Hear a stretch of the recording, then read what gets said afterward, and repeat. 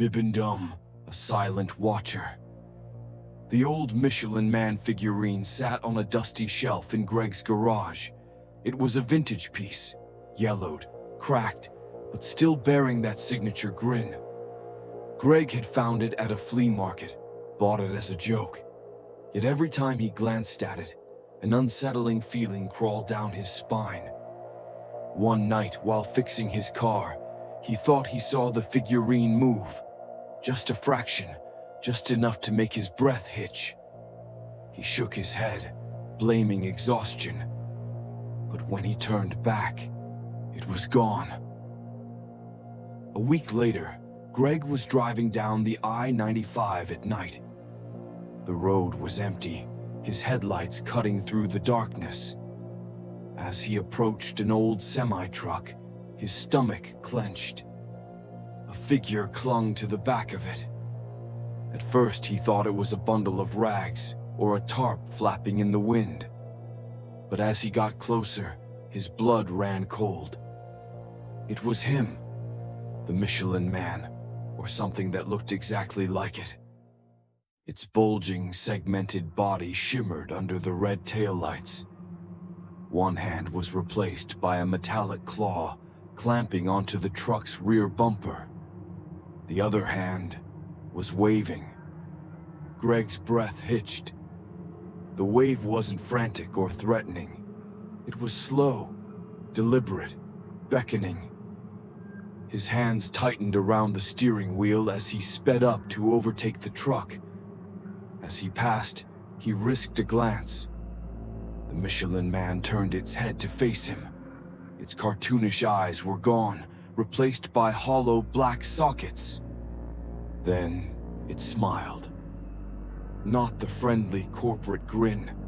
This was wrong, too wide, its lips curling unnaturally, as if someone had taken a human mouth and stretched it far beyond its limits.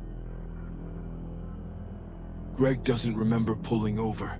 He doesn't remember getting out of his car.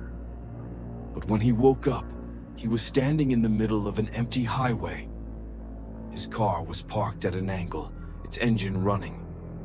His watch stopped at 3:33 a.m.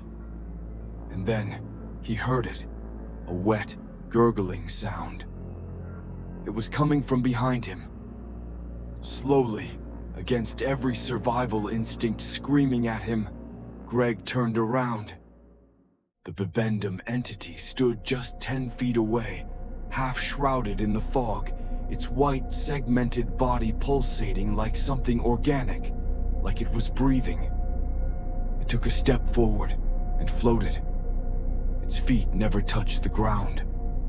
Greg couldn't move. He couldn't scream. His limbs felt like lead.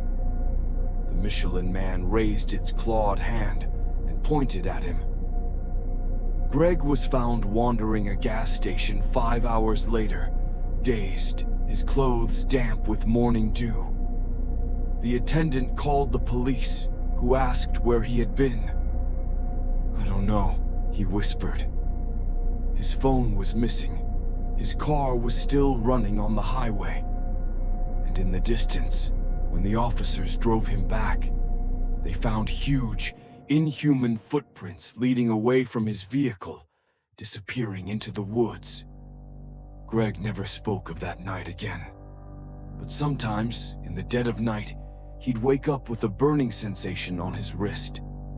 He'd look down and see faint bruises, like the imprint of metal cuffs. And worse, when he checked his garage security camera the next morning, the footage glitched at exactly 3:33 a.m. For a split second, just before the screen distorted, he saw something in the corner. The Michelin Man figurine, standing on his workbench, grinning, watching.